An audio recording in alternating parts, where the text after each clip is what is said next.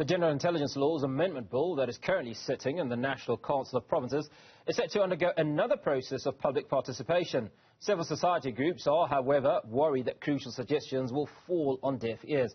The bill passed by the National Assembly on 26 March this year is aimed at countering the erosion of the country's state security agency by overhauling it.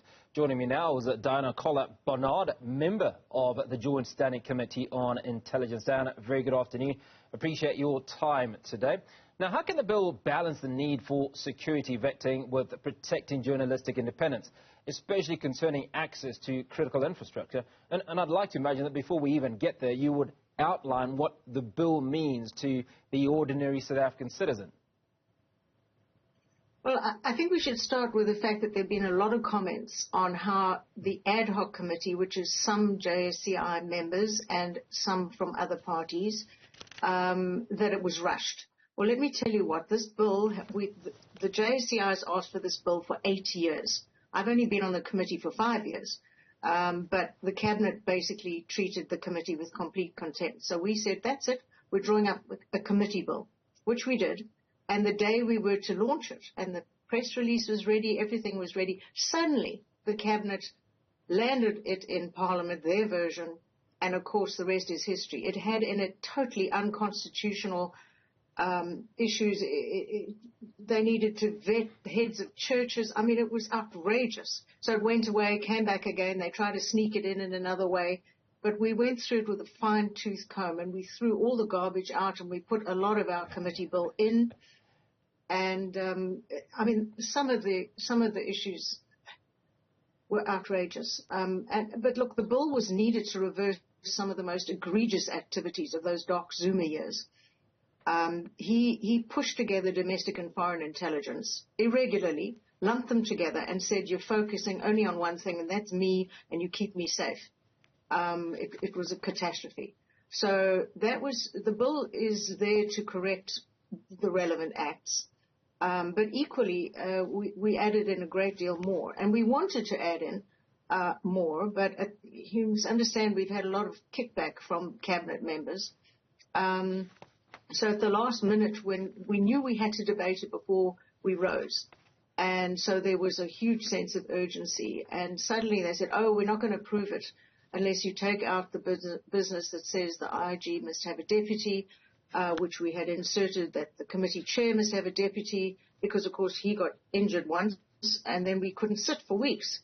Etc. So a couple of those things were taken out, but we're obviously dealing with our colleagues on the NCOP, and we will ensure that whatever hoops they want us to jump through are done in terms of consultation, and that those issues are included in the final bill. And any other issues that are raised that is felt that we have not dealt with sufficiently will be raised now in the process of the NCOP, which is currently holding public hearings. Well, Dan, a number of groups have questioned certain issues that have come out in the bill. Issues identified include security vetting, mass interception of communications, a failure to address theft from and mismanagement of secret slush funds, the Office of the Inspector General of Intelligence, and what have been termed broad definitions. Would you care to respond to any of these issues that have been identified by these various groups? Sure, I'm happy to deal with all of them. The security vetting, well, when I first saw what they put there, I said, over my dead body. And we took it all out. I mean, that's absolute nonsense. It's only people now who have work to do on a critical infrastructure building, like a workman, like an electrician, like someone not someone who is a journalist working at the SABC.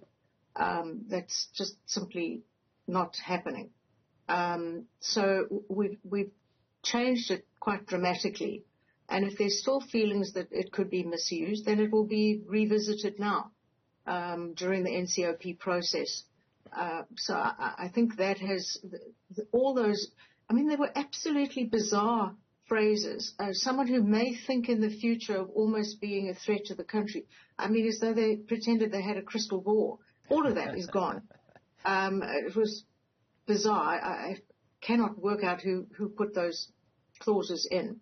The mass interception, it's all done outside of our borders. I think there's a lot of misunderstanding that people believe that mass interception is done within South African borders. It's not.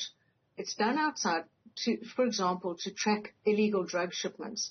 They put in keywords, calls are monitored. Anyone with those words that pop up, they will be monitored, or terrorist threats, for example, to track it down before they come over the borders.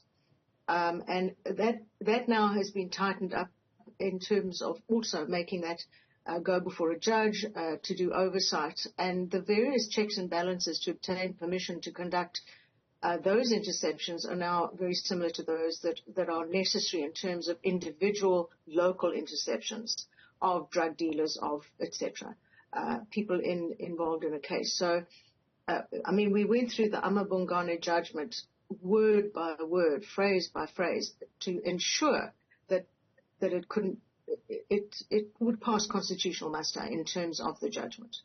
Now, the slush funds, I mean, it's a huge issue. A firm has been hired, and they eventually walked out in huge frustration because they weren't given what they needed to do it. Now another firm's been hired to do, and I mean, it's to review the looting of the funds in those years when it was being done. But remember, the Inspector General has full access to every single thing done within the State Security Agency. Every single corner he's free to dig into, and we have a new and very, very good IG. So I have great faith in him. Now, I'm very, very chuffed that we've given the IG independence. I mean, he literally had to rely on the State Security Agency for his telecommunications, budget, everything. Even his secretary was picked by the State Security Agency. He had no control at all. That's all been taken away. In the same way, if you may recall, when the ICD from the police were turned into the IPID and given their own budget, etc., it's a very similar process that we followed there. So the other issue is that they raised was this issue of making his findings legally binding. Now, we considered that at great length, and we have a fantastic legal advisor on the committee. The problem there is that the matters can't be heard in court. So if one goes the court route, because of the need for secrecy of various issues, it's a problem. However, the JSCI is responsible for summoning the various officials before us and to hold them to account. And as a committee, I think I would have to ask you to accept, because, of course, it's such a bizarrely secretive committee. But this committee, this term, is far, far tougher than any such JSCI before us. And when we call them in, they know we mean business. And we will deal with people who don't do their jobs. I mean, it's taxpayers' money, and they can't waste it. They must deliver what they say they're going to deliver, or we tell them to deliver. And that is, I believe that's happening. I mean, we realized people were coming in without the correct top secret security clearance. We threw them out. We've been quite a different committee to the ones that existed previously. You've obviously done a huge amount of work, Dianne, but what steps are being taken to mitigate potential abuses of mass interception capabilities and safeguarding the privacy of citizens? I think the POPI Act obviously comes into factor here. Of course. Look, as I said, the mass surveillance is outside the country. It does not affect South African citizens unless it's someone outside the country who is somehow involved in an issue that may be a threat to the state. Internally, there are already processes. They have to convince the judge that intercepting the calls from such and such a person is necessary for this reason, they're suspected of this, and this is the duration. Now, the one issue is, of course, that in the legislation, the person whose conversations are being intercepted must be informed. Now, if it's a tricky one, that, because if you're in the middle of a case and you're tracking this massive drug deal, and there's a deadline of X months, you have to now go and tell that person, by the way, we're plugging your phone, and they will simply ditch that one and move to another one, and the whole case can fall apart. But now there is a manner to go to the judge, ask for an extension of that time. At the very end of the process, absolutely, they have to tell the people because it may be part of a court process, but not in the middle of a case where they're trying to stop human trafficking or drug dealing. So I think we really have tried to cross every T and dot every I, but now the second process going through as we speak, further issues will be raised by the public. We took every single issue raised by the public and went into it extremely carefully. There were 25,000 complaints about the bill that the cabinet put on the table, and we dealt with every single one of them. 25,000 is quite well. 25,000 is 20. a lot. I think it was a lot. It was. How big was your team?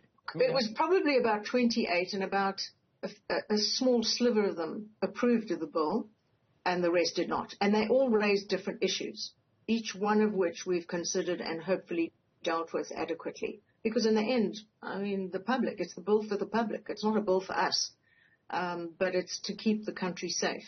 So that is what we've attempted to do, and I think dividing up foreign and domestic intelligence again and reorganizing what should have been organized and what has been a dog's breakfast for so many years is a big achievement. But getting independence for the Inspector General of Intelligence, boosting certain areas. We, as I said, we had things we had to remove in order to get it passed in the National Assembly, which we did. But we know, and in the understanding, for example, the Evaluation Committee.